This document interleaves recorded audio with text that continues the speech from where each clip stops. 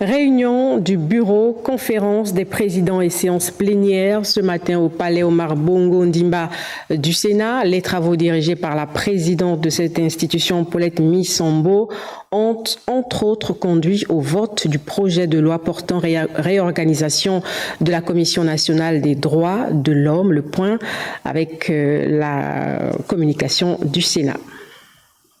Nommés sénateurs, ils viennent l'un des confessions religieuses et l'autre du secteur militaire en remplacement de l'abbé Dieudonné Moulungi Moussavou et Guillaume Rendambo, rappelés tous deux par le CTRI. Au cours de la séance plénière dirigée par la présidente du Sénat Paulette Missambo, l'abbé Félicien Bakita Mouili et le colonel Dominique Kouéré ont officiellement pris leurs fonctions.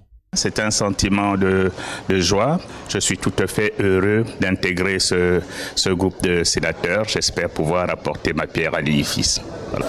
J'ai passé la totalité de ma vie au service de la République et je pensais que j'avais déjà donné.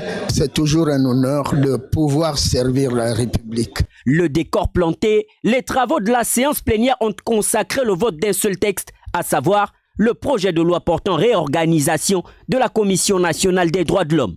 C'est un texte qui est attendu, non seulement par la société gabonaise, mais également aussi par les organismes internationaux.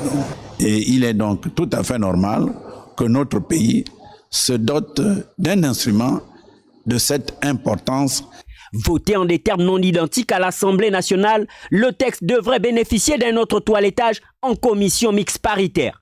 Une preuve de l'importance du modèle bicaméral de notre Parlement. Dans le fonctionnement démocratique de nos institutions, l'Assemblée nationale a fait son travail, nous venons de faire le nôtre, d'où la nécessité du bicaméralisme.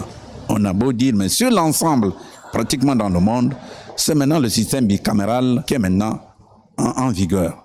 Et le Gabon ne peut pas faire exception. Rappelons qu'avant ces travaux, la présidente Paulette Missambo a dirigé les rencontres statutaires de la réunion du bureau et la